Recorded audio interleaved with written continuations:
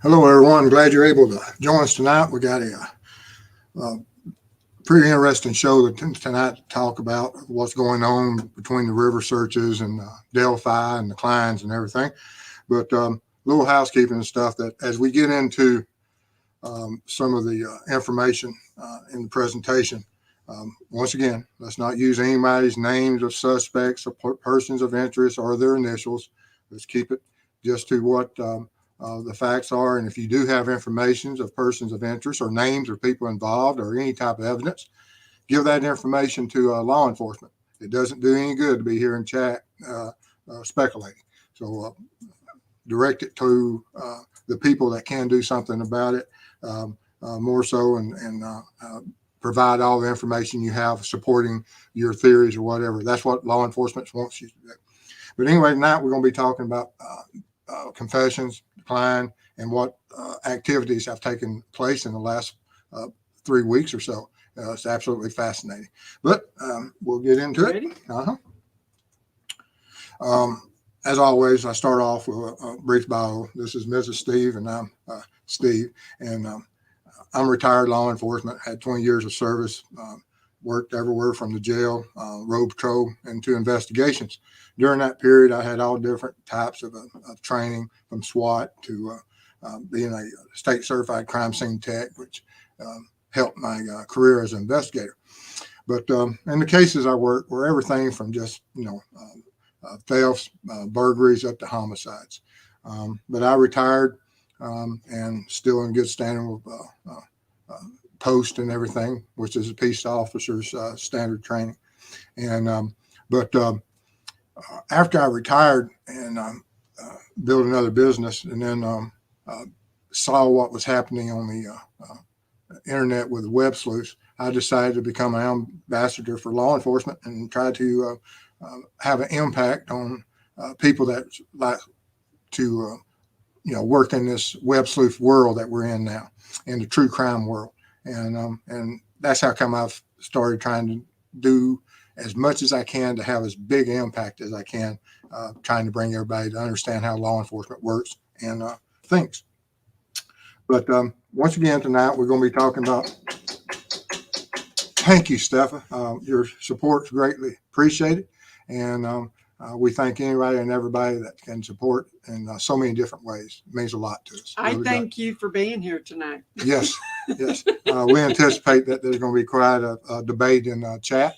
And there's nothing wrong with debating in chat. Just keep it respectful. And everybody has a viewpoint. But let's not abuse anybody or the mods or anyone. And everything will go wrong real well. But this individual here, everybody knows, is Kegan Kline, who's been in jail since 2020. During that time period, and prior to that time period, after the murders, this individual had created an alibi for the time period of when Libby and Abby was murdered, went to Las Vegas. And, everyone has seen from where the search warrants are mentioned to the transcripts that have been released. And, there's so much speculation about his involvement in this case, and rightly so, for the fact that this man here is the one that catfished 2 girls that were murdered and communicated with them, according to the transcript, the morning of. And those transcripts mentioned that he was supposed to meet them that day and they failed to show up. And then we find out from some of the information that's been released by the murder sheets, which released the transcripts and continues to focus mainly, a lot of their interest is focused toward the Delphi, which I believe is worthy of being focused on, for the fact that we have a predator out there, a psychopath, that is preying upon, has preyed upon especially these 2 children. And so we need to bring justice to them and do whatever we can to make sure that this individual won't ever be able to do that again. But this individual, Kegan Kline, is facing all these CSAM sexual activity and searches and possession of child porn, and so it creates an individual that absolutely shouldn't be in society, and he hasn't been for the last 2 years. And as his trial date approaches, certain pressures occur. It's just natural that he's in fear that he'll never ever walk the street. I agree that he shouldn't never ever walk the street. He's a danger to society and to our children. But there's a lot of things that went on with this individual and has gone on since he's been in jail. And you can see where his law enforcement has focused a lot upon his family and the things that he's been involved in. And most certainly recently with the court rulings and issues of custody with the Indiana State Police taking custody of him for a short period of time, the searches starting in the Wabash Rivers within a certain distance of his home is extremely interesting. And what does that lead us to believe? Well, one of the possibilities is most certainly is that murder sheets had brought information forward, and it hints at that there's a break in the case and that there's certain things that had went on back in 2017. And when we look back at has he confessed or not, we have to weigh everything that we know from the time that he was first originally investigated, when they first became aware of him, which was in the early part of 2017, because they issued a search warrant for him. And, that most certainly there was information on Libby's phone and whatever devices she had of making contact with the Anthony Shots case or account. And that Anthony Shots account most certainly was created by Kegan Kline. But during that time period, an interesting thing happened in February 25th, 2017. Murder sheets that's in their breakdown of information regarding Delphi. But in one of their broadcasts podcast, they talk about. Thank you, Dark Arts. It means a lot to us, your support. If there was a hypothetical meetup between Libby and Abby Shots, could Abby's presence fluster to turn a potential single assault to a double homicide? Absolutely. But, and we have to understand what was the intent regardless. Was it just going to be a single, like you say, and then it turned into a double? Or was it, from the abduction, was there going to be an additional place that they were going to, and Libby and Abby made a run for it? There's so many different possibilities, but most certainly that is something that what you stated there is absolute possibility. And thank you, Dark Arts, for your help on one of our logos. Absolutely. It means a lot to us. We have so many great people help us in so many different ways. We'll never be able to repay everything y'all have done for us. But during this period, when law enforcement first looking at, and we have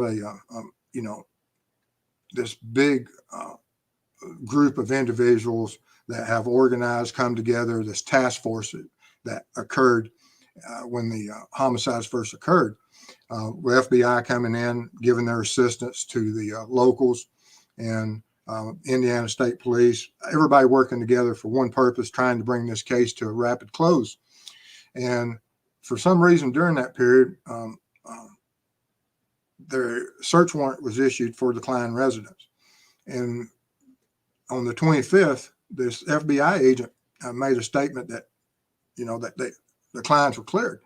And I don't understand that. And now that we look back on it, and Indiana State Police most certainly have looked at it, is that the case? Because he is the creator of the account that catfished Libby. He says he's supposed to have met him. He searched the service station within 1.36 miles of their murder on the day of.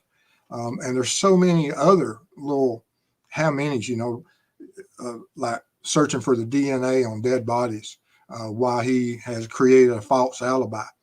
And all this information, I don't have or haven't seen the affidavit that would have been for the search warrant of the Klein's residences one of how many search warrants were made. I have no idea at this time. Hopefully we'll find that out in the coming days, because there'll be a lot of great information contained within those affidavits. Be a lot of, we know that a lot of the devices were seized, but I just don't have the information of what was contained to authorize law enforcement to go in there, search his residence, seize those devices, because that would be great intel, that most certainly. But whatever that intel was, this FBI agent thought that there was nothing to it, and for whatever reason said that they were cleared. Just don't understand it. Was it a strategic mistake? Was it a ploy to give these individuals opportunity or a chance to say, oh, the focus is off of us, we beat them or whatever? Don't know. What was law enforcement strategy at that time? Could that have been? Absolutely don't know.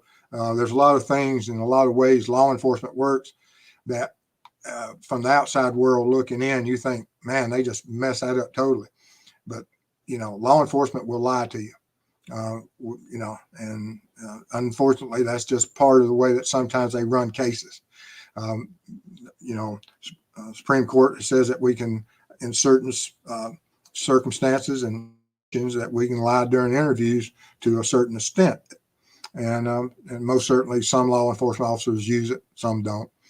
But and then as they address the public, but the risk of ever lying to the public and losing confidence is, how far can you push some of that information? If it is a strategy or a ploy? And so it's very dangerous to do stuff like that. Was this? We don't know. But murder sheets reported on it, so we just have to look at it if it was or not. I really don't have the information on that right now. But we have the information that you can look at Carter here in the 2019 conference when he said, for more than 2 years, you never thought we would shift gears to a different investigative strategy, but we have. And when I was looking at that, I was thinking about what type of gears and how could we look at that statement. And there's a lot of power in how people, thank you. If there was a network of sharing CSAM, and could law enforcement find the other people, investigate them? Thank you guys for you. Thank you for this donation and support. But you're absolutely, yes. There's oftentimes in investigations that you'll go in a homicide, and then you may find that there is a drug ring. In this case, it was a pedo ring, and you can run parallel investigations. There's a lot of times different investigations that you may have a murder victim that was a drug dealer. He gets killed. Well, you go in and find evidence that there's a ring of drug dealers and his records, and so you'll track that down, but the investigation for the homicide continues. Is that what probably went on with this pedo ring? I would expect so. But when I was looking at this statement of for more than 2 years, you never thought we would shift gears to a different. And I looked at you. Who is he speaking to? And so then I go back and I look at what happened 2 years prior, because for someone to think that it has shifted away from them or has been accused of something, and then we have to look, and I was analyzing it, and I was thinking that who else might have been investigated and what was the 2 year time span? And so, of course, we go back to this, February 25th, 2017, which is 2 years prior, a little over 2 years. And I thought, was he telling them again that you thought that we had turned our backs on you, but you never expected us to come back to you? And just found that would be an interesting play on his words, and was looking at that, and it's very interesting. Is that the case? That they thought that they were free, and does that mean that this was their strategy? It's possible, and found it very interesting that that was a possibility of looking at how law enforcement might create a strategy or a ploy. But then we continue on to our recent developments. We have where the river's being searched. We had the transfer of custody, and I thought about the transfer of custody, and that this recent article that was just a day or so ago that they spoke to a former FBI agent that says that he believes it's no coincidence between what is happening with the creator of the Anthony Shots account, Kegan Kline, and the search of the river, and and is it related to Delphi? And we have to look at how far does that go and what does it mean, and has he confessed to something? And there's a lot of different types of confessions. You can have false confessions, and most certainly we have to look at, Kegan's getting ready to go to trial on these 30-something counts. And is there motivation for him there to confess either truthfully and give that, I know what happened and I know what part I played in the Delphi? Or is he trying to play a game and trying to say that I will confess, and he's, trying to work, whereas they'll lessen his time that he will be facing for his CSAM 30-something counts in the years that he's facing on that. And so law enforcement, the reaction to that and the determination is that when someone confesses, you have to go out there and prove that confession. You just can't say, okay, you're telling us the truth. You have to have supporting evidence, and you have to find that supporting evidence so that, if you confess to certain things, like, I played a part in it, law enforcement will want to know some really critical information. They want to know how you can give us clues and information that supports that you know what you're talking about, such as what weapons were used, what happened to those weapons. And most certainly, if we look at the river searches and they're connected, and the speculation that they're connected, that if Kegan Kline says, yes, we were involved, and we'll get into the we shortly, but if we were involved, and this is how this is a weapon used, and where is that weapon? If he says it's in that river, then that's how come we're having 3 weeks of river search, because if they find that weapon there, then we most certainly can say it's supporting. If we can't find something there, then of course we have to go to something else that would support, because most certainly knives can be swept away from the location during floods and stuff over 5 years. So there's a lot of different ways that he may be able to support what's going on, and we'll be most certainly going into that in a few moments. But just because somebody confesses doesn't mean that it's true. And so law enforcement has to put the same effort to prove a true confession as they would a false confession, and clear it so that it'll stand up, because we want to put in jail the ones that committed.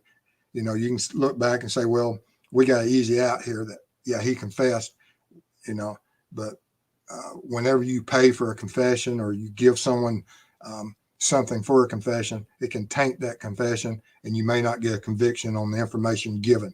And so it's very important that either law enforcement proves or disproves if he's confessed. And these are the things that we'd be looking at if Kegan Kline is involved and cooperating with law enforcement. Law enforcement's going to obtain not only the confession, and they'll want good, lengthy events of what happened on that day and previously the catfishing schemes. They'll want events of everything in great detail. It's just not like you can say, okay, I did it, and that's the end of the interview. No, law enforcement's going to go in there. They're going to want to know what happened from that morning, from that first text during the day. What part did you play? And what part other people's played in that, in this murder of these 2 innocent children. And they want to know the details of the crime, and they want to know that what those details are that could only be known to an offender or a co-offender if involved. And so there's certain details that no one else in the world would know other than the ones that participated in the murder of these 2 young children. They'd want to know what the motive was, and be able to, because when you have motive, which they most certainly, from the catfishing and the what would have occurred from that catfishing and the use of the Anthony Shots account, there's plenty of motive there for him. I've never doubted that this individual had motive. He had motive, but there's other types of motive that could develop from that. But then we have to do the location of the supporting evidence. Is that location of supporting evidence, is it going to be in that river? And most certainly think law enforcement has confidence or a duty to find the supporting evidence, and they're doing that. Now, if they can't find that supporting evidence from the river, it's not an absolute that, oh, it's over, because it's 36 miles between where the Kleins would have had to, if they're involved, and it is a true confession, that they would have had to be able to travel. And to travel 36 miles in one day, you have to have vehicle or vehicles. Was it one vehicle? Was it multiple vehicles? Was there a place to meet? Was there searches done? What evidence do they have? And where are those vehicles now? Not that the mere DNA of their persons being in that vehicle, but the evidence that would have been in a vehicle after such a crime was committed.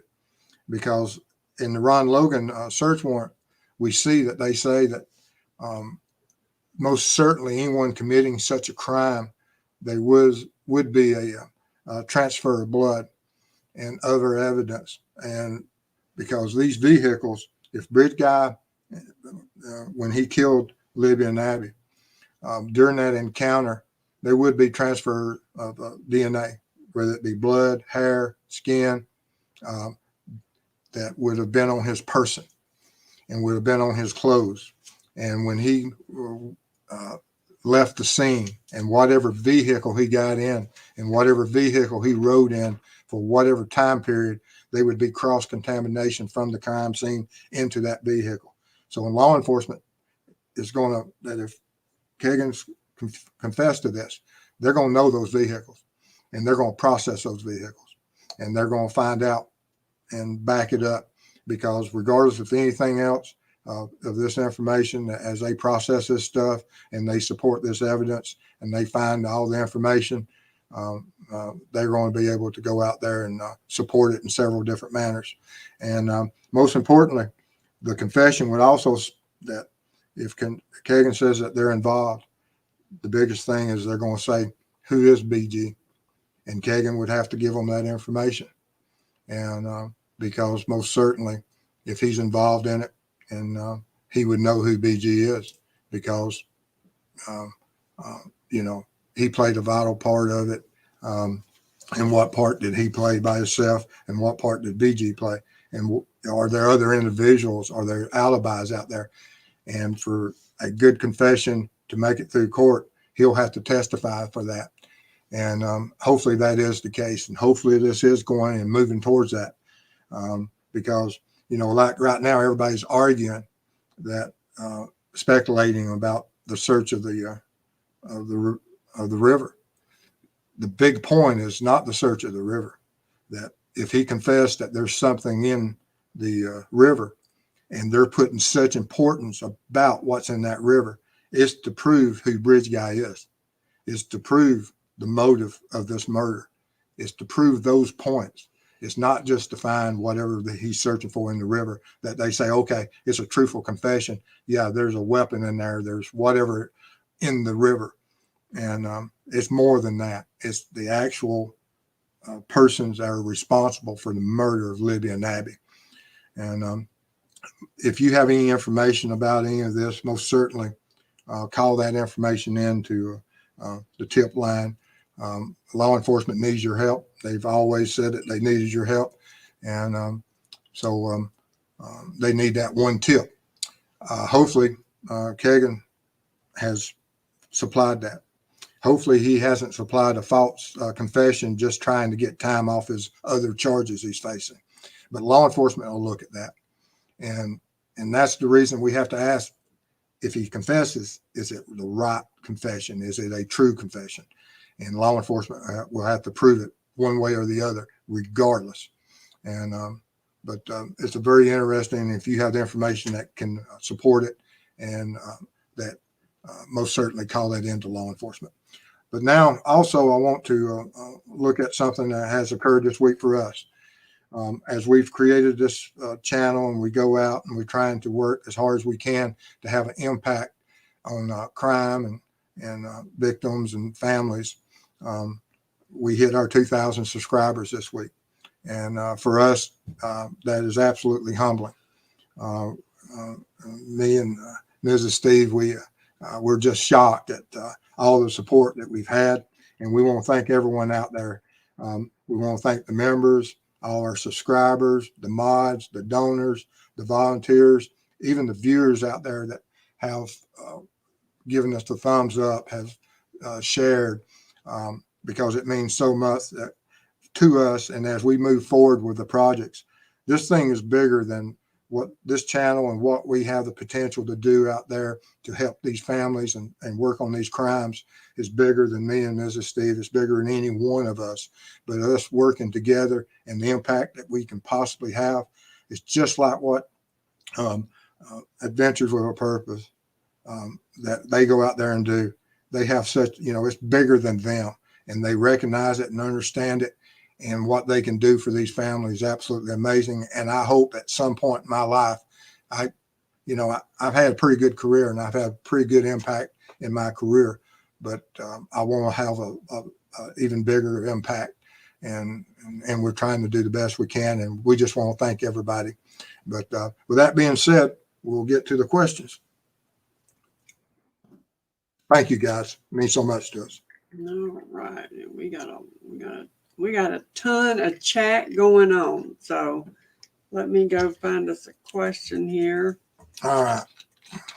I expect there'll be a lot of debate out there tonight. Let's see here. It's not too bad. Good. Because like I said, this is law enforcement's going to have to determine. And I think that they're trying to determine, is it a true confession or a false confession through this river search? And as I've looked at it and analyzed it, that's what it tells me as a law enforcement officer, that if it was my case, that's what I'd be looking for, is that if he says, because I would have asked him, where are the whatever, and where are the weapons? How were they murdered? Where are the weapons and whatever? And if he told me they're in that river, that's where I would go and prove or disprove. And then I would ask these follow-up questions. Okay, who else is involved? Who is BG? Where are how do you know it's BG? What was your relationship? How did you communicate with BG? And what devices were used? And go from there. All right. So the first one tonight is Paris07. Hello at True Crime Web and Chat. This is my first time joining on this channel, but I've been really enjoying your videos. Great information. We try our best to give it as fair as we can about law enforcement perspective, and I hope we do it justice. And we appreciate everybody out there being as respectful as they have been towards us. It's been absolutely amazing. Thank y'all. And Stephanie finally made it for a live. We hope it was a good one for you, Stephanie. Thank you. Let's see here. And Scott, I don't think I've ever been so excited for a live stream ever. And hopefully, like I said, it is going the way that I think it is, for the fact, like I said, it's not to me, and I've had thousands of hours of training in law enforcement. I've never seen training that that would fit what they're doing. All the because there's lesson plans out there. Law enforcement, when they train, they just don't show up at a river. There's classroom time. There's other times. Of the evidence, but there's so many different courses, and they have lesson plans for each course. They have it set out for certain hours of operation. So it's more than just, and I don't see anything indicative of it being a training exercise. And digital is spot on. No fussing, no cussing. Thank you. Love it. All right, so here we go. I just got to find it. All right, Anne, Sorry to be uncharitable, but what a walking cesspool KK is. Yeah, We somebody, agree. absolutely. Somebody created that monster. Yeah. You just don't become what he is due to good upbringing. Something has created this monster. Good upbringing. That's what I'm saying. It's Okay. right the opposite. Okay. And this is priceless. This is Shane. Yes, and I'm no oil painting, but he's disgusting in all ways. That's neat.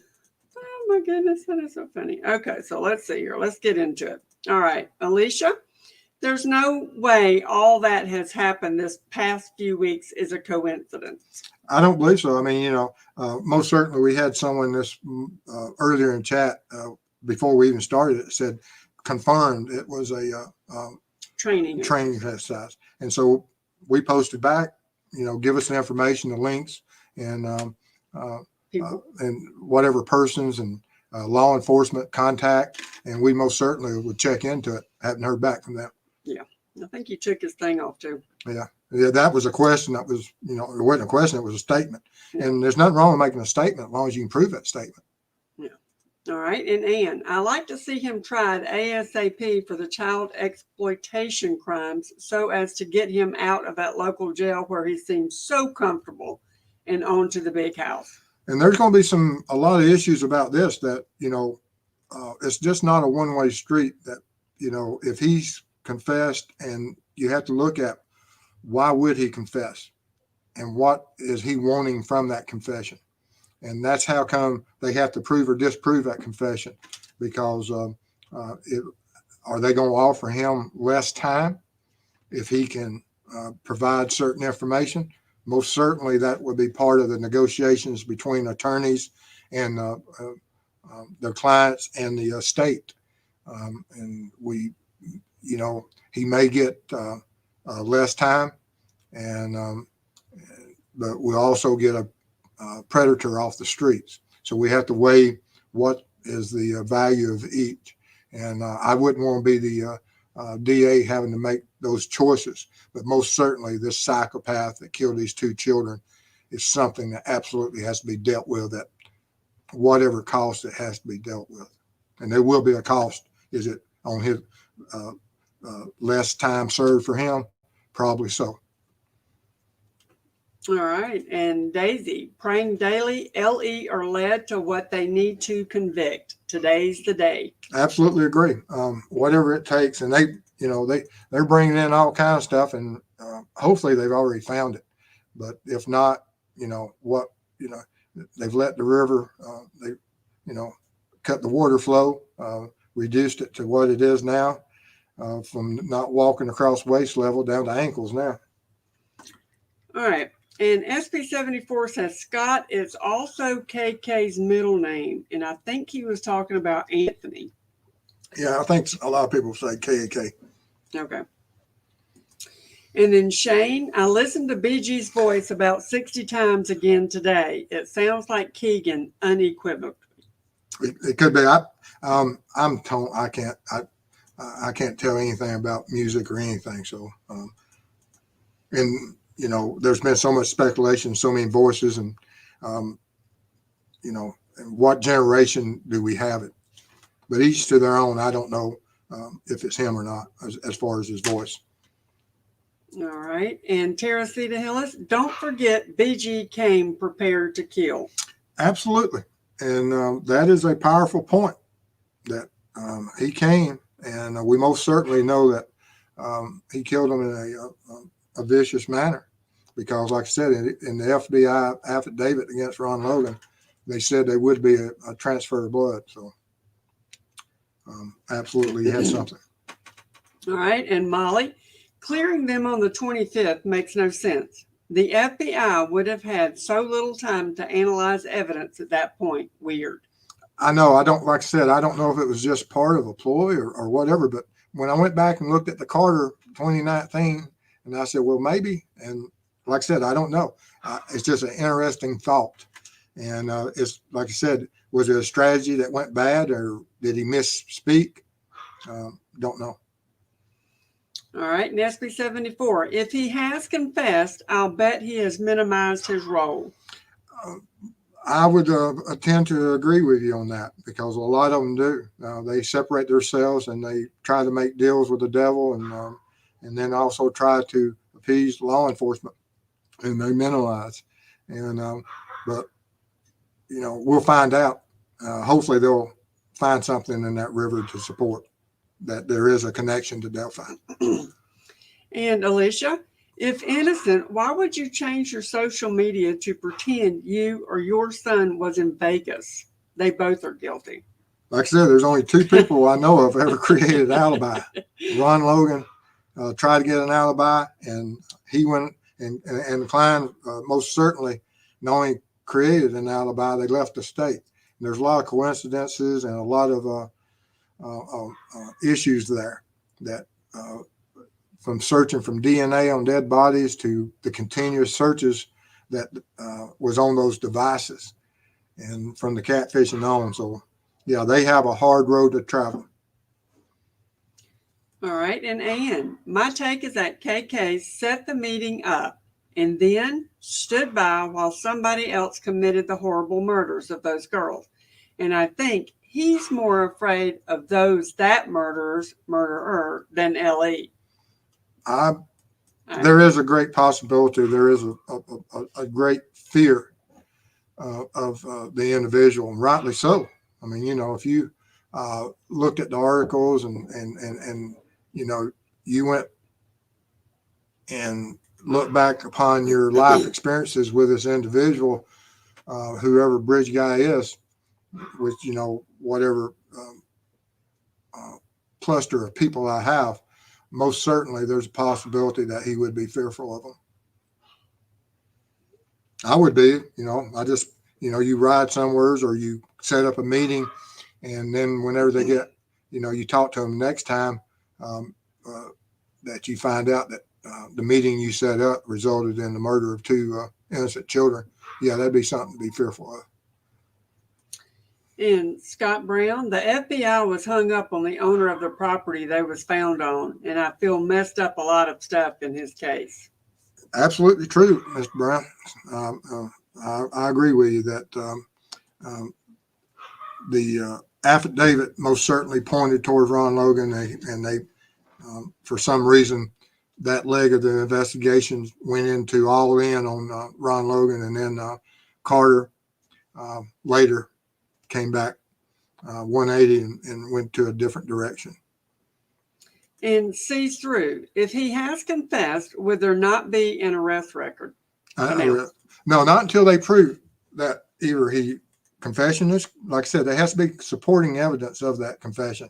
Just because I say Mrs. Steve helped me do something, I have to have supporting evidence that she helped me.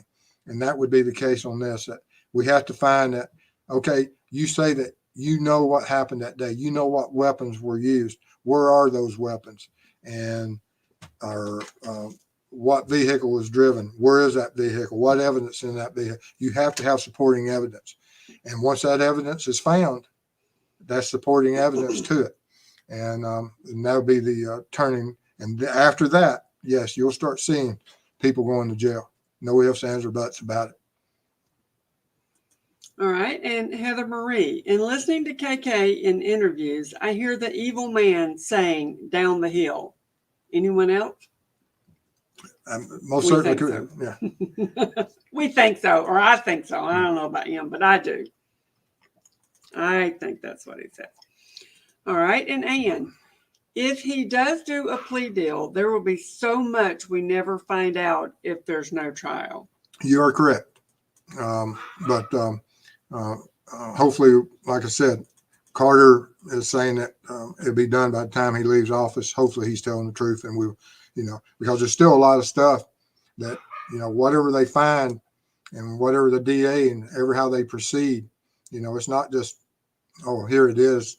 And it's a done deal. There's still a lot of testing and a lot of lab work and a lot of paperwork and investigations that has to be done. And Molly at True Crime Web, if not too complicated to explain, what would LE be allowed to and not allowed to lie about? There's certain things that you can't lie about that you're going to harm or them or their families, or you're going to put them in jail if you don't tell the truth and things. But you most certainly can lie about, oh, we have this kind of evidence against you. I've got your fingerprints on the at the residence, or I got your fingerprints on whatever, or we have documentation of you talking to them, and there's certain lies that they can go, but there's certain it's held by the courts that no, we can't enter into, whereas you're threatening them or you're going not, they're absolutely free to tell you that I'm not going to use anything against you. Some lies they're not going to put up with, and the courts will rule on a case-by-case basis. And Teresita, FBI makes mistakes too. However, I think LE has lied a lot to the public and have appeared like a team of mules pulling in different directions. We're all humans. We make mistakes. We misspeak. We go in, we try to do a job, and sometimes, that while you're trying to gather one piece of evidence, you mess up another piece of evidence, and it happens. And hopefully you just try to minimize that. Most certainly, even like with the recent disclosure that by Murder Sheets that the security camera systems at that one marathon station was corrupted.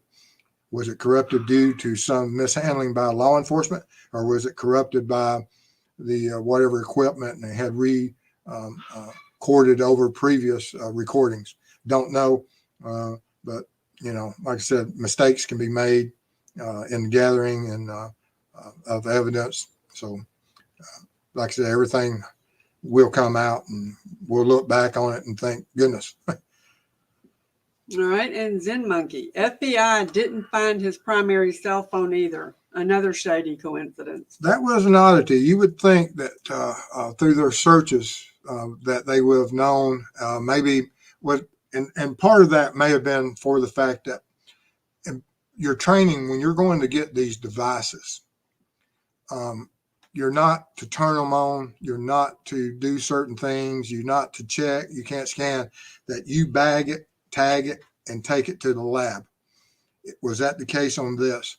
Most certainly is a possibility for the fact that when those forensic scientists, lab experts, computer experts, when they get that stuff, they can go in there, they know how to retrieve and how to do and handle those devices correctly so that you don't mess up something, because you only get so many chances at some of these machines, and there's a manual how to handle this.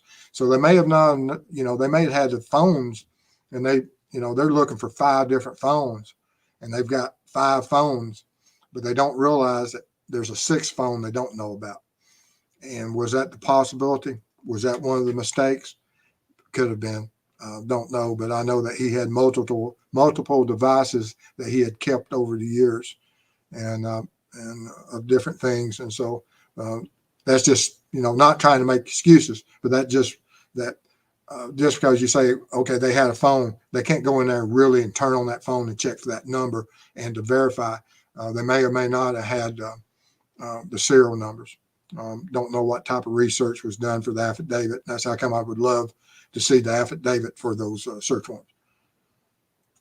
All right. And Alicia, if KK continued his dirty stuff in Vegas, do you think he will face CSAM charges in Nevada? His roommate said he was dirty, never left his room, and had a padlock on his door. You're absolutely, that is a possibility. Wow. Because, they don't change, the jail environment hasn't changed his predatory ways. He's still wanting to have this contact, through the inmate cells contacts and the videos and the information that you look at. He's still a predator and will always be a predator. And there's nothing that would say that in between his searches about the murder investigation in Delphi and the DNA stuff and all the information he was looking at that, would he have changed his sexual predator ways? No, he would have still maintained the same thing and done it the same way. And so you most certainly, that's a good observation and deductive reasoning. Thank you. Love your depth of knowledge and reasonable approach to analyzing a crime. And this is from Ave Rania. Thank you, Ave. That means a lot to us. We appreciate your support. All right, now I got to go back and find the right one. All right, let's see here. I'm looking for 815. All right, here we go. And this is going to be Chuck. Carter keeps saying they're one piece away. I think I keep saying that. I hate to point this out, but they've been one piece away since February 14th, 2017. The correct tip or a confession. And like I said, I've never worked a case in my life that one tip couldn't have solved it, as long as it's the right one tip. That's probably one of the worst sayings. I've always hated that. I just need one piece of information. We all do. But sometimes you have to work a case and take 20 or 30 pieces that equals and is greater than that one tip and build a case around it. I hate, and they may have a great case and they're just looking for one other minor piece, but just don't know.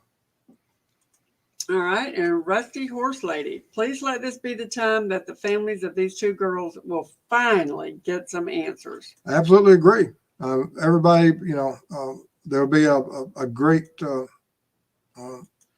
load taken off the shoulders of that community because there's so many people out there that's been harmed and looked at and evaluated and suspected of within that community.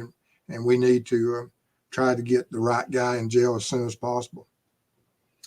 All right. And LA Connection, I listened to BG audio at slow speed on a loop. I swear it says, guys, that is a knife down the hill. I don't know. I hadn't heard that. Huh. I've never saw it. Yeah, there's I've seen where other creators have created a slew of different things that they've heard within there. I don't know. Like I said, They created I'm tone deaf. Okay. All right. And Ann, they've got to get something out of that river that corroborates something KK may be snitching, something that directly links to the murder scene. And I absolutely 100% believe that is the case, that regardless if it's a truthful confession, they have to have what she just referred to. And if it's not, are there other avenues of supporting evidence? We hope so, because and they would be doing those parallel. They're not just going to do one thing at one time. They're going to be looking for everything at once. We're only seeing this. There's other teams out there looking for other stuff. If he's confessed, everybody's looking for all of those things at one time. We just have the focus of the river because it's so public. And Dark Arts, I hope Ellie. Blue lights on. Oh, I'm having a blue light special by myself. Dark Arts, I hope Ellie finds what they're looking for. I hope so. I hope they've already Me found too. some of it because, like I said, I know they found some things in the river. There's pictures of them bringing stuff up. Is it related to this crime or different crimes? Who knows?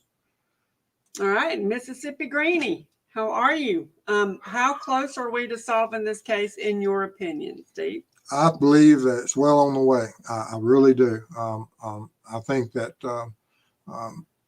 they've developed this, and like I said, when he said we've changed gears and we're focused on this, and they've never released any additional information, I think that they were waiting on this court date to approach. The stresses that come with that, and of him losing the rest of his life, that if he didn't work some type of deal out. But I hope they find the supporting evidence and close it within days or weeks. Hopefully it won't take the full time of Carter's retirement, but I do believe that we're well on the way. I can be wrong, but I believe we are on the way. And Joan, please remember the same FBI agent, W.J. Abbott, who covered for Larry Nasser. Was the head of the Indianapolis office, resigned in disgrace, was exposed in Congress. Ooh. Yeah, I'm telling good. you, I just don't understand some of these individuals in law enforcement and what they do. It makes no sense to me. I'm not sure. I don't understand some of their deductive reasoning. And Nathan Clark, Keegan can be a Como hero. Mm-hmm. If he brings justice. Yeah. We're going to let that go. I don't know what that is.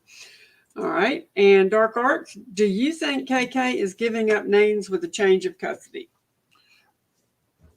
That would be part of a confession. That most certainly I would believe so.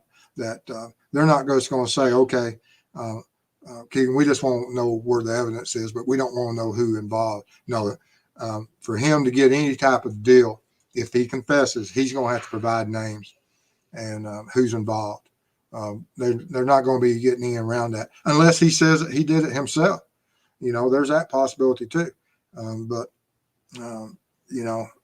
he would have to have supporting evidence that he was able to commit the crime, and that is him. Does he have that? I don't know. Like I said, it's a very complex investigation.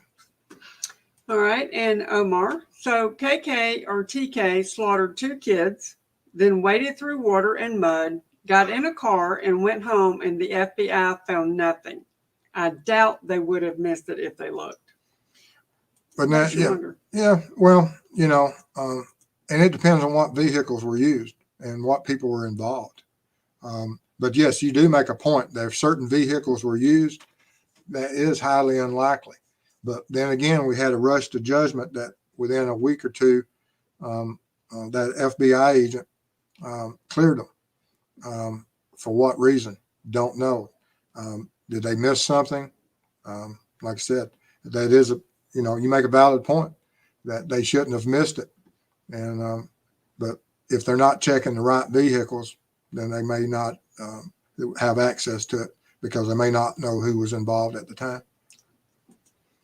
And Ann, I'm speculating, just my thoughts, that KK's told LE that there's something that belonged to one of the girls in that river, like perhaps jewelry, trinket, or something like unmistakable like that. Couldn't argue that may be absolutely that, they knew something that some trophy that was taken from the scene, because they mentioned that oftentimes perpetrators of that type will take trophies, including photographs. And is that what they're looking for? Is there, some item that these 2 innocent children had that day that was taken? And but yes, that's very plausible. And Olivia, what could be found in the river almost 6 years after the murders? Well, I mean, if it's, plastic doesn't degrade, phones don't degrade, weapons such as knives and guns may rust and things, but and they most certainly won't get washed down river far. It depends on what type of rate of flow there is, but things last quite a while. The only things that really degrade fast is where moisture and air both meet. But as long as something is completely submerged, it lasts a long time. So they'd still be able to use the phone if they found it? No, they wouldn't, but they would be if he says there's a phone down there that. Oh, I got you. Or some type of other weapon. I got you. Okay. Like they pulled a tire iron out of there, of the river. The guy had a picture last week holding up a tire iron that he found in the river. Mm-hmm. Okay. How long has it been there and is it related? Who knows? All right. And Joan, I don't believe he's going to confess to double murder to get off CSAM. He will not be getting out in his lifetime if he is BG. You're correct.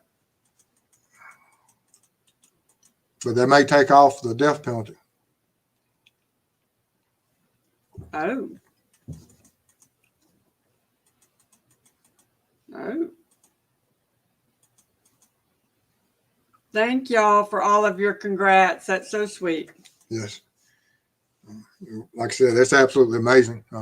I've been so blessed with the growth, and we've been growing and we continue to grow. And hopefully as we move forward, that as we grow, that we do what we want to really be able to do and have that great impact. We got great peeps. We do. All right. And Nathan, no way is KK bridge guy. It's likely his psycho dad with a long history of violence. Yeah, I don't believe KK personally. My personal opinion is I do not believe that Kegan is a bridge guy, and basically just due to his physical build. But that's just my opinion, and I can be wrong.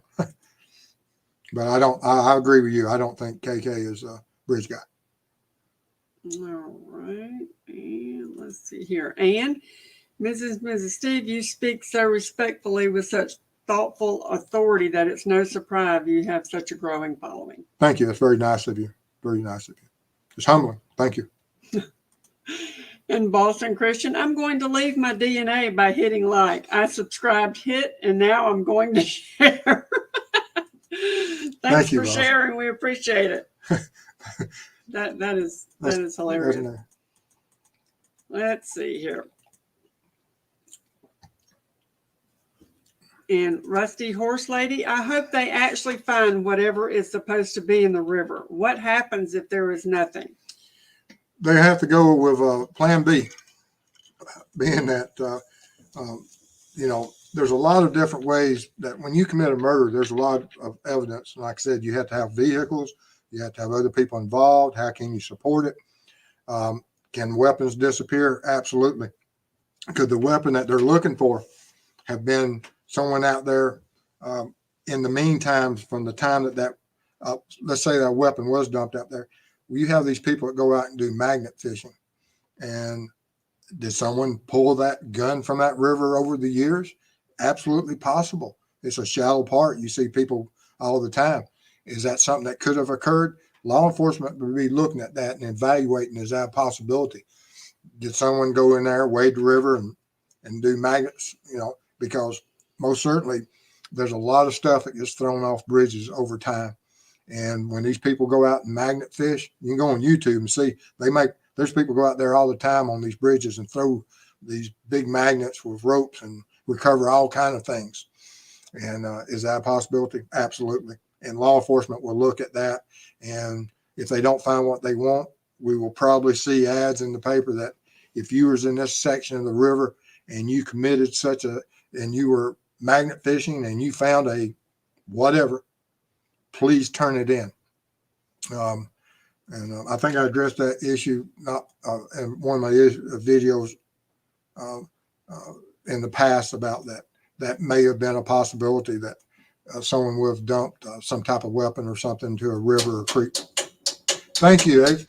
That's so nice of you to support. We're going to be putting all that to good use in October, because we're going on the road to go meet with some of these families. But thank you. All right, now I got to go back and find 831. All right, and digital. Do you think the arrest of TT and friend 1 are connected? Boy, there's a lot of coincidences. Everybody that was mentioned in in those transcripts, and there's been a lot of activity. I mean, with everyone that was mentioned in that transcript in the last 3-4 weeks, that is a very interesting coincidence. What are the possibilities? Like I said, I'm with you though. How many coincidences can you have? Very few in a homicide case. Yeah, no kidding. All right. And Scott, I just want to say I appreciate the time you guys put into this case. These girls need justice. Absolutely. There's, these children never had a chance to live the life that they deserved. And the predator that took these lives deserves everything that's about to come to him. And I look forward to the day that he faces his end. All right. And Molly, no way they would spend this much time, money, overtime, double time on a training exercise. I really hope they find what they're looking for. I agree. And they will either this one, if he has turned and has done what I hope he's done, they will support it with, unless he's just out and out lying, because he is a liar. There's no doubt that Kegan Kline is a liar. No ifs, ands, or buts. You can read his other transcript. His whole life catfishing is based upon lies. So he's a liar. And so law enforcement's got to prove that he's not lying. And they'll go to the ends of the earth. That if they believe his story, they'll go to the ends of the earth to prove that what he's telling is the truth.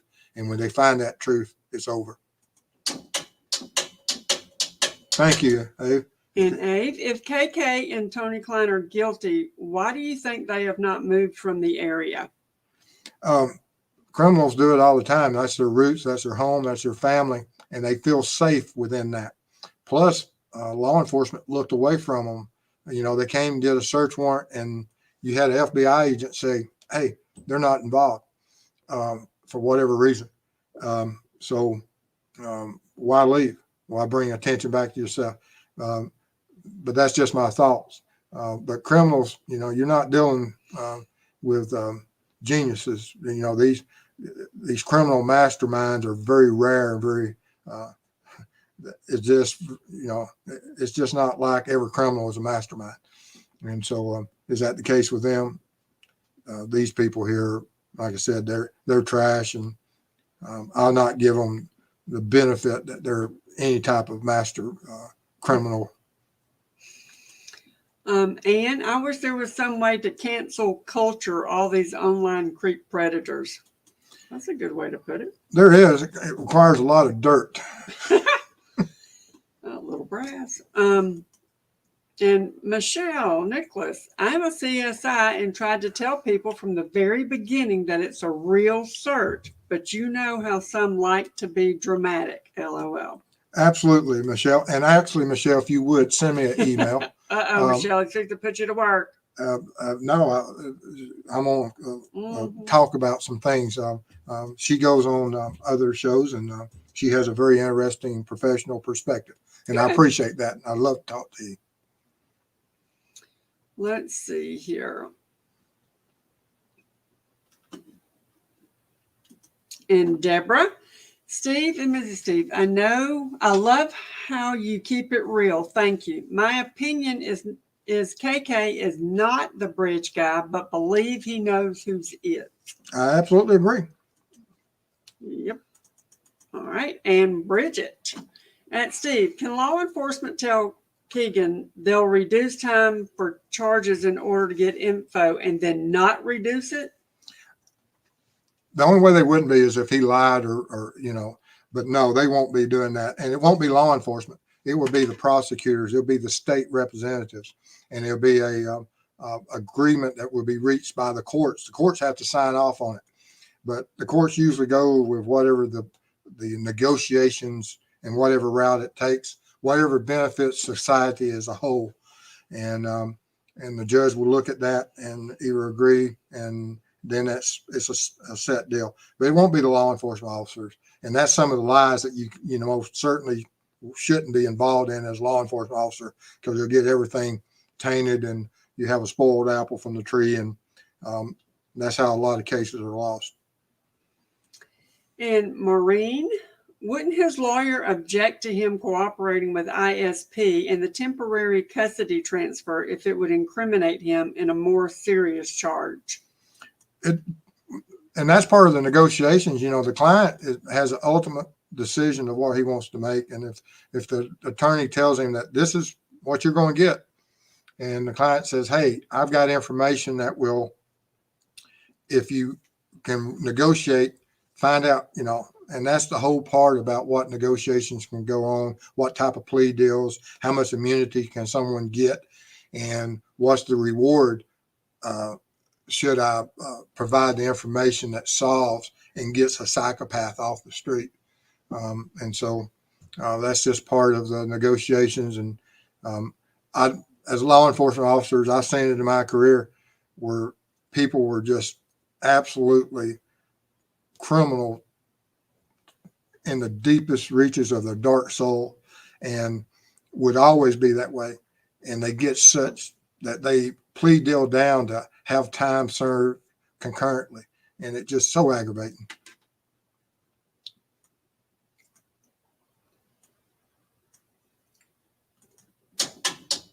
Hey, thank you.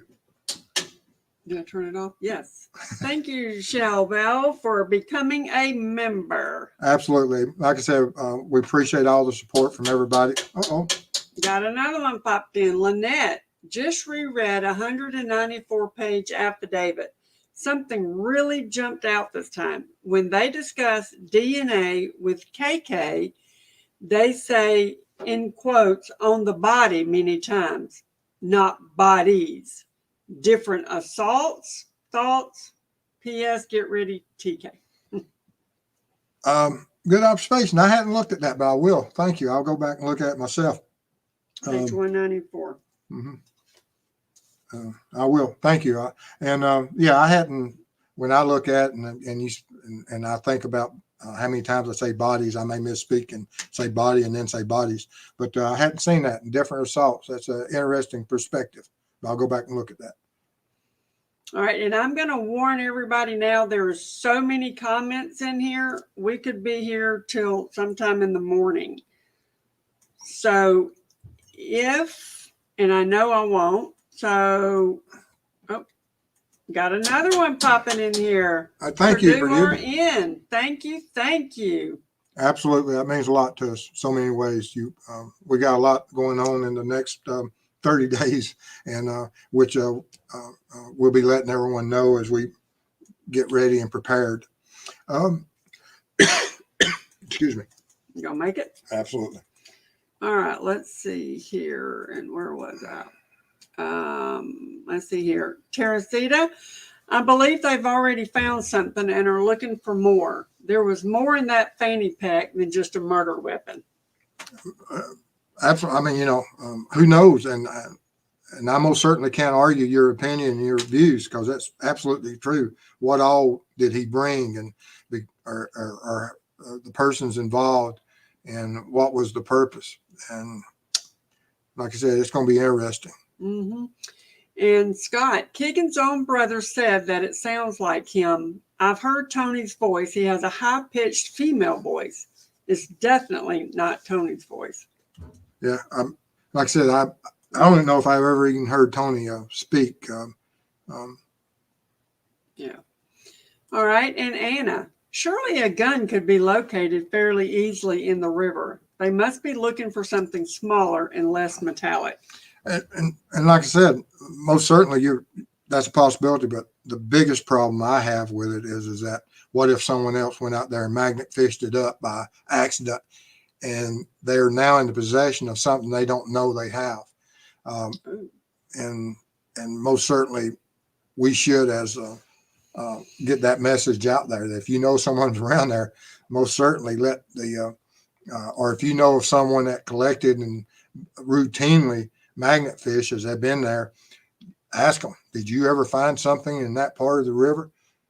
For the fact that if you have, you may need to most certainly let law enforcement know what you found there last week or last month or 4 years ago or 5 years ago, anytime after the murders, because that is a possibility that something has already been recovered by some innocent person out there that didn't know and decided to keep something metallic, a knife, a gun, or even found I don't know if you jewelry. I mean, you see people all the time out there with, metal detecting. There's so many different ways that they could have recovered something that was vital to this case. And Melissa, Steve, do you think the murderer has killed before? The behavioral science unit, I'm sure, had looked at it, and when they coached or prepared or spoke, and Carter spoke with whoever in the preparations of some of his news conferences, and what he said on some of his TV, that the person may have killed before and may kill again, that there is a possibility that such an animal that would do this to these two little girls it wouldn't be nothing. It wouldn't surprise me a bit if he hadn't done it before. And wouldn't surprise me again if he has to, he'll do it again. And Vanessa Marie, what are the odds there is another witness who told them to search, not KK or TK or friends? Wonder where the tip came from. Good point. It's just that someone may have brought that one tip, and they may have talked and said to, let's say that, go with your speculation, that then they go to Kegan and say, hey, this is the tip we got. And now we need to know the rest. Is that possible? Absolutely. Good thought. I like that thought. All right. And from your experience, what's the most likely motivation for these horrific murders? Thank you. Well, I mean, if you're looking at the catfishing, we most certainly know from the transcripts of what was being asked for by someone that was catfishing these little children, and you can see in the transcripts all the horrific information they talked about, that of the searches and what was contained of the images and what the charges are, that these charges are serious. The images he had on that phone involving these children are horrific.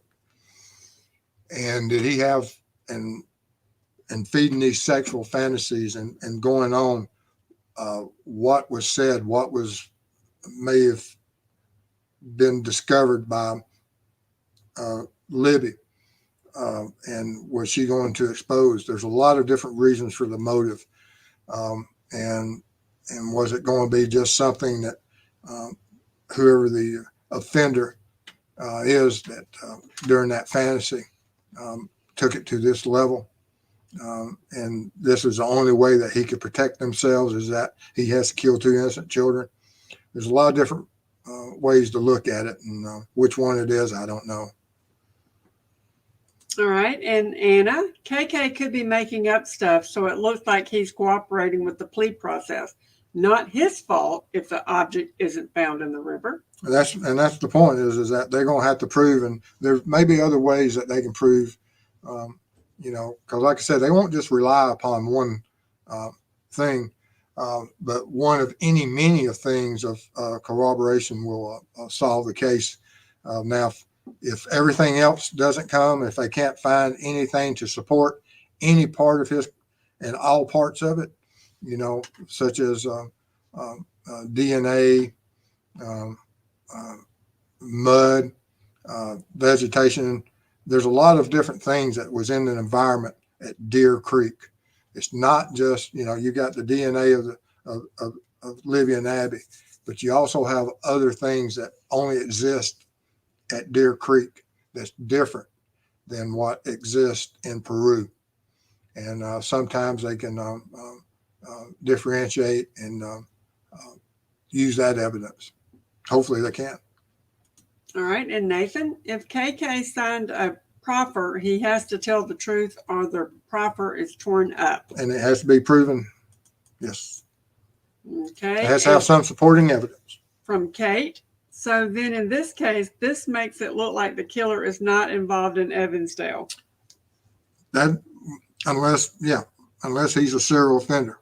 And unless there is some type of connection to that, then you are correct.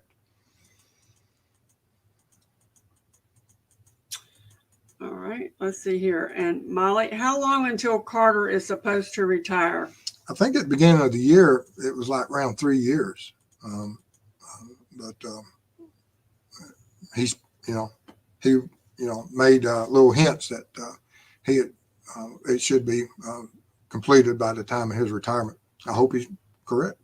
No doubt. All right, and Lynette, new sub here. Thanks, Lynette. Thank you. I'm completely convinced the answers start and end with the Kleins. Based on your experience, could they have already found the weapon, but now taking this extended time to carefully map? I saw some equipment out there the other day for the mapping and creating of the 3D imaging and everything, so that if they took it to court, they most certainly could recreate and show how such a item could have been thrown from a moving vehicle. And courts now and juries, they expect that you bring out all the technologies so that when it gets to court, because we've seen CSI so much on TV that we think that everything should be that way. Is that occurs? In a lot of cases it is, but it does hold law enforcement to a higher standard, and make sure that we, when we do go to court, that we have a great case. All right, and Jessica, KK should have been arrested and charged for the CP crimes when Ellie discovered it. They waited too long. For what? It's upsetting. I agree. I've always hated any type of parallel investigation or, letting him continue it on. But was it part of a strategy or a ploy? Don't know. But sometimes the cost of doing business, I don't agree with it. That put these animals in jail on day one. And Michelle, at this point, I hope KK is protected only because he may have the dirt on a civil servant or other higher up who will want him silenced if they're involved in any way. Who knows? I don't, what other people could be involved. I have a cluster of people, but, we most certainly won't go into that until the next affidavit comes out, and then we will. All right, so hold on one second. All right, so everything just updated. Hold on. The Google machine's got her again. No, I got it. I got it. Here we go. Here's the blue light special. Thank you. And Andrew, great channel. Love your experience and professional insight on the case. Have always wondered if TK is innocent. Is it strange that we haven't heard anything from him publicly? There's nothing that says he has to act in a certain way or anything. Everyone is innocent until proven guilty. And how do certain people act? I don't know. There's extreme pressures upon him and his family and on that community in Peru. And so he may be feeling those pressures. Is how much of a part did he play in the creation of what Kegan has turned out to be? Don't know. What his history is. Some of his history is known, and most certainly he is not someone I would want involved with my family. The claws would come out. Nathan, the Wabash probably has a ton of crap in it. The search could last months. Hope not. And at Mike, it should have been very suspicious that, I can't find my main phone, just 5 other devices.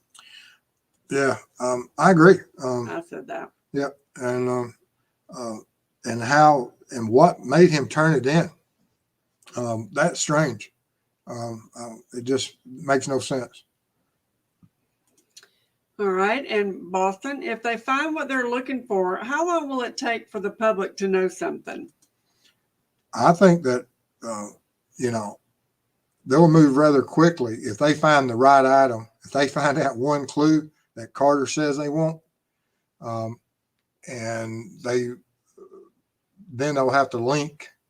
There'll be some linking up and connecting the dots, but that could be anywhere from a week to a year, and tracking, because whatever type of item they're looking for had to be manufactured somewhere by someone, and there should be a trail on it. And once they connect the dots about, and whoever Kegan says that's who had it, that's where we got it from, that's for how long we whatever, and that's if he confessed to that and they are able to do that first step of locating it, there's still a lot of investigation to go on. And just Pam, question, Steve. It's my understanding that criminal activity on the internet is a federal offense. Why do you think the feds aren't involved?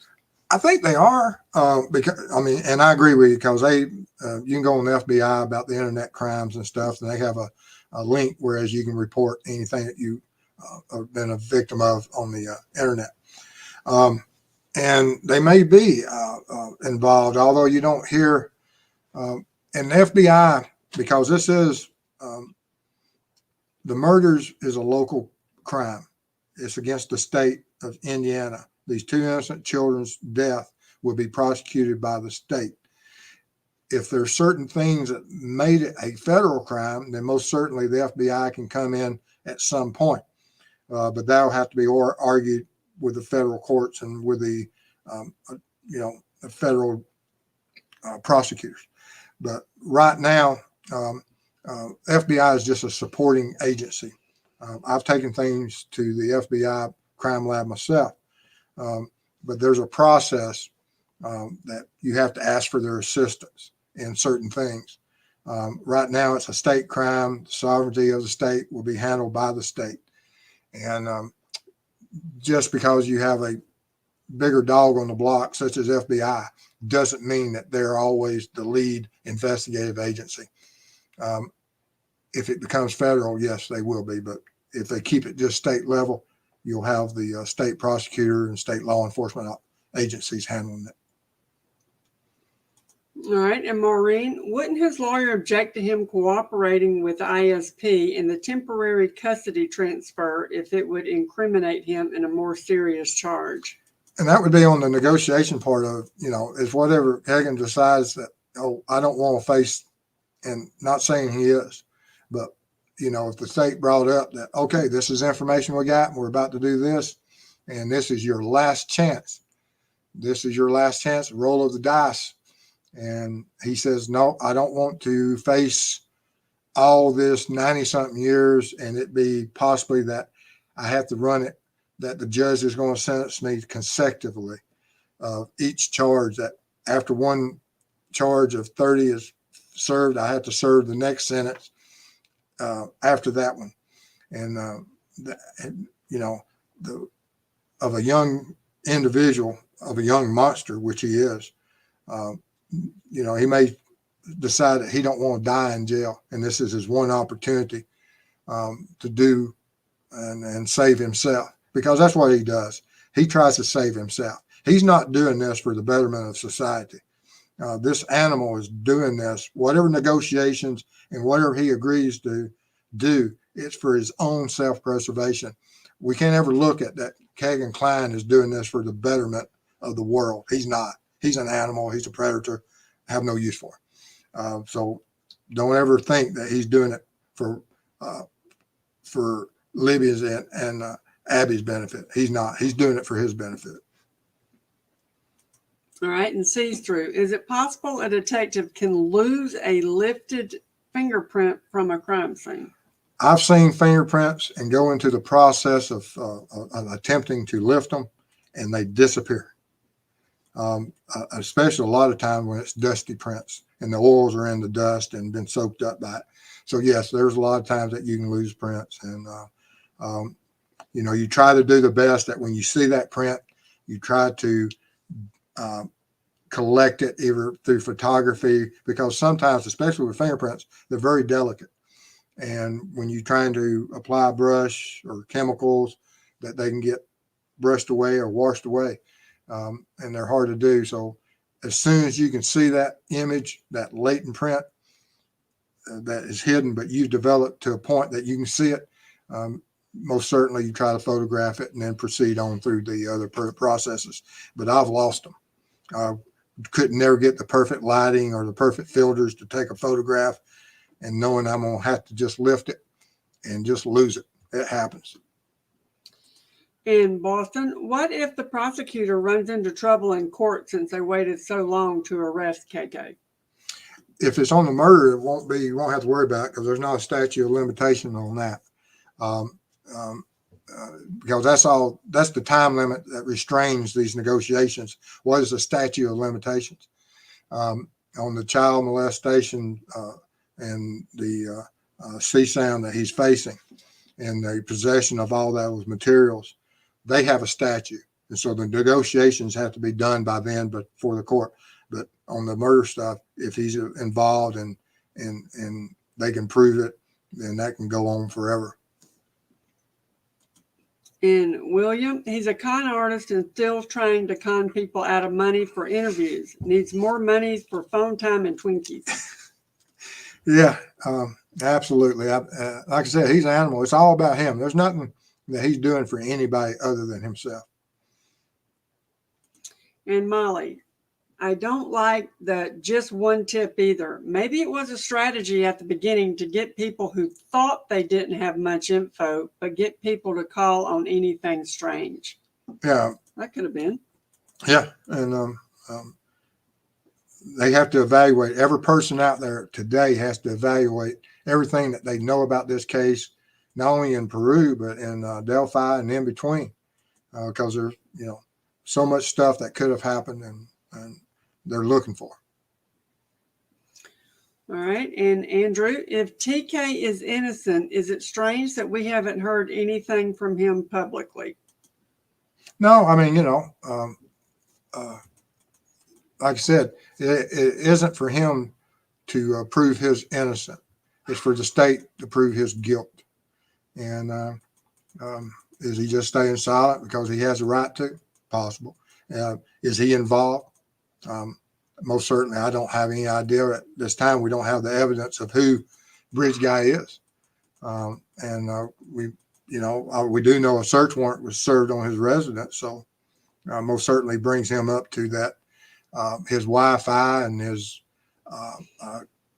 the alibi that they were together on the day of the murders, most certainly brings him into the investigation. And where we're in, I ain't got no idea, but whoever it would make, we have to ask ourselves if what Kegan knows what does TK know about the case? And law enforcement would be asking him. And Paper Chaser, I think Carter is a good public speaker, but things he said have been around so long that everyone has had time to look at them critically, and they weren't supposed to stand up to such scrutiny. Yeah, I mean, you're absolutely correct. Everybody thought this thing was going to be solved the first few weeks. It turned into a year and turned into 2 years and changed directions. And now we're 5.5 years later. And DGR Dave, I'm jealous. Uh-oh. Halftime in the Florida game. I've watched college football all day. Yes, she has. Let's see here. Georgia fan. Georgia. Let's see here. And then Lynette, they could have tossed the weapon out of a moving car. Yes. Mm-hmm. And they'll be looking at and hoping to find it. I mean, if it was, whatever the weapon is that what he says there? Is it related? Possible. And DGR Dave, wonder if they are trying to find something that floated from the Deer Creek to the Wabash. I don't believe, no, that's 30-something miles. I don't know. And then coincidentally be at that bridge. No, I think it's independent. Now, we most certainly have evidence that they had a dive team in the Deer Creek the day of. Now, will they go back and try to find something at Deer Creek? That's extremely possible. But I'm looking forward to see if there's anything that develops on that part of it in the near future, because I don't know how far and how intensive a search it was those first days at Deer Creek. And Michelle, I know LE takes a good amount of heat on many cases, but I feel there are plenty good, smart cops that are in it for the right reasons. I feel Steve is one of them. I met some brilliant officers. I worked with some brilliant officers in my career that just absolutely would stun you, and which I was fortunate enough to work with them, and I benefited from working with them. I hope that there's, on this case, there's officers out there that's in the same, as I regard the officers I work with. I'm sure that this department and within the government and within Indiana, there's certain officers out there that are absolutely brilliant. All right. And Mike, do you see more than one arrest when all this comes down? Yes. All right. That was quick. All right. Hold on. One more right here. And unsolved crimes uncovered. Do you all think that the cops have used ground penetrating radar in that river? I feel like that's the first thing they should have done. In the river, in the ground penetrating radar, I know they're using metal detectors, and on the ground penetrating radar. I don't know how effective that would be in a river, because normally on the ground penetrating radar, it's for things when the soil's been disrupted and there's been for graves or human remains, and so they can detect the density of soils. In the river, I don't know, but I'm gonna look that up. That's an interesting concept. I don't know if they use ground penetrating in water environments, but that is an interesting thing that but I'll look it up. Thank you. So Zooter 15, he likes magnet fishing. And so Zooter can most certainly tell you of things that are found near bridges and along roads, along lakes, banks. Lord, I've got enough fishing equipment in lakes and rivers Yeah. I've got thousands of dollars of stuff that's fallen off my boat. And boy, do I have some good stories. Yes. Let's see here. So Shell Bell is Roll Tide. Ooh, we would be house divided. Oh, no. Yeah. I stay out of that argument. In-laws and her, Georgia Bulldogs. That's it. All right, let's see here. DGR Dave, Steve, if the KK thing turns up to be nothing, do you think it will be hard for prosecutor to try the case if it does go to trial with another perp? They have went all in. If they can't, like I said, that they have built a defense that they're going to have to show a connection to the Kleins. The only way that I could see that they wouldn't have to be is that they have DNA that is absolutely proven that it was committed, and that DNA is from the perpetrator, photographs, video.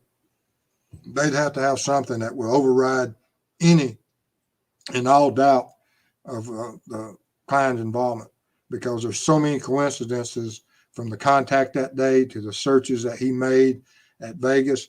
I can just see the nightmare that the prosecutor would be looking at when a defense attorney stood up there in front of that jury and said, this is what this man did. And this is the knowledge he had of the crime, referring to the Kleins. But yes, it would be extremely difficult to be able to prosecute anyone that's not connected to the Kleins in some shape, form, or fashion. All right, and double rainbows. There might be evidence of other victims in that water getting dredged. This surely can't be first time with poor Abby and Libby. Don't know. And like I said, they'll do profiles on from the crime scene, and the crime scene has the information to tell you what type of killer they're looking for. All right, and Res Kid, is it a coincidence that over 60 children have been rescued in pedo rings since August of 2020 when KK has been in jail? And I don't know over what sample of society that is, but I think they just recently saved more than 60. But have they saved children that was related to this? I absolutely hope so. And when will it end? I don't know, but I believe that they probably have saved some children from the horrors that they have been exposed to due to this Klein Keegan's involvement with the pedo and the Anthony shots and other accounts that he had and communications that he's had over the years prior to his arrest. I'm going to skip Mark. Or are you good with that one? So yes, in the family.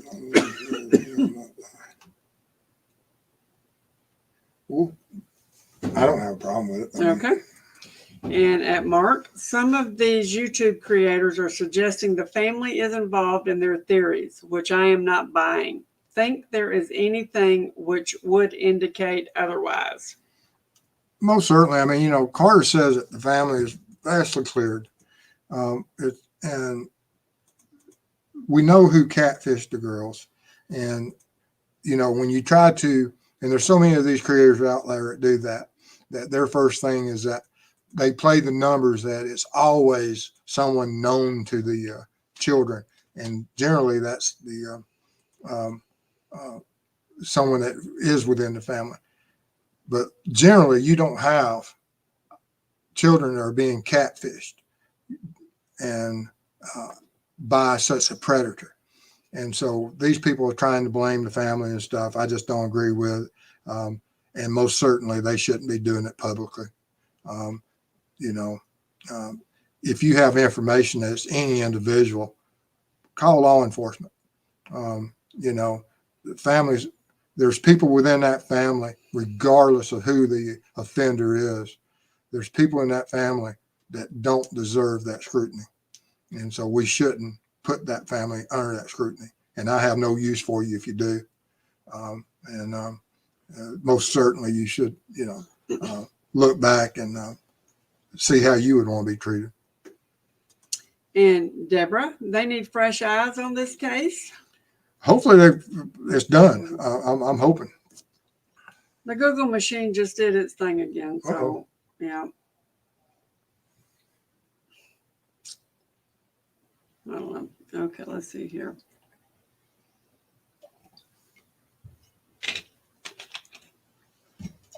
All right, so Google machine is, okay, here we go. Oh, Lord have mercy. All right, let's see here. And I am going to say that this thing is updated, so if I've missed you, I apologize. But Steve will go back and read the chats. So make sure you go back at some point and check his reply, okay? I try to keep up with all the comments and do that. And I answer so many emails. And so send me the emails, make comments on the YouTube stuff, spread it, share it, do whatever. And I try to get back to as many people as I can. And if there's something special you're looking for, please email Stevie, and he will answer for you. Absolutely. Let's see here. And I see a lot of people we haven't seen before. Excellent. Thank y'all for coming in and looking at it. Deb is here. Deb is here. You're welcome To come here and share whatever your thoughts are. And we welcome that, because there's a lot of, you know, that when we come together and we create these think tanks that and get different perspectives, just, you know, as long as they're respectful, you can move a case a long way. We do it in law enforcement. It's just not one individual sitting there thinking about everything. There's a lot of great people out there and a lot of great minds. Wow. And Shell Bell, I'm from Monticello, Indiana, which is 10 miles from Delphi. Spent a lot of time there. Lived there 50 years. Alabama now for 2 years. So this nightmare has really pissed me off. Oh, and rightly so. I mean, who wouldn't be? Golly. That you've got someone killed 2 children. Preying upon their weakest. Okay, so how long you want to go? It's 9:38. You want to keep going? Looks like there's a few more. Yeah, we'll go another 5 minutes or so, and then we'll break. There's probably other people out there that's going to be coming on talking about different things, and give them their time. And we'll be back Tuesday, and I'll dedicate whatever we're going to do. Most certainly, there's such interest in these developments that we'll look at it again.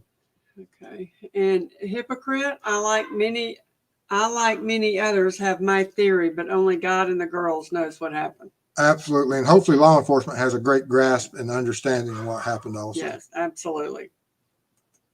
Absolutely. All right, let's see here.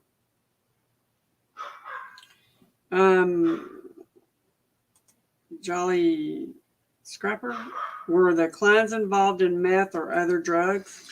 You know, Kegan in the transcript most certainly says that he was a drug user of many different types. And so his involvement in his little marijuana trips and stuff of trying to acquire more marijuana for some of the drug dealers that, you do have certain drug dealers that only work in certain corridors and certain markets, but then you have some that work in multiple. What all was he involved in? Don't know. And Shell just dropped you a super sticker. Thank you, Shell. That means a lot to us. Like I said, we appreciate all the support, and so many, everybody's been very generous to us. No, I have no idea where it was. And I'm going to kill that dog. Yeah, and their dog upstairs barking. Yeah, I apologize for the new dog. Oh, SB74 heard me. That could stick. No, Stevie comes from my grandson. Me and him are best friends. And yes. I call him Steve, but we had the grandson last night, so, I had to hear Stevie. So there you go. And it's a generational thing. I called my grandfather by his first name. My grandson calls me by my first name. Just one of those family traditions. Yeah, there you go. All right, let's see here. So you know a lot about my family now.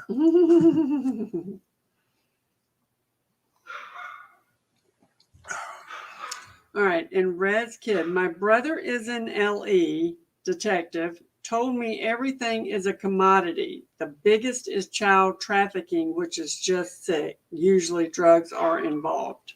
Oh, yeah, these criminals, especially these criminals with the children, they're animals. I mean, how in the world do you prey upon such a thing as a child? And their minds are just, unbelievably harsh, and they don't look at it as a child. And sad.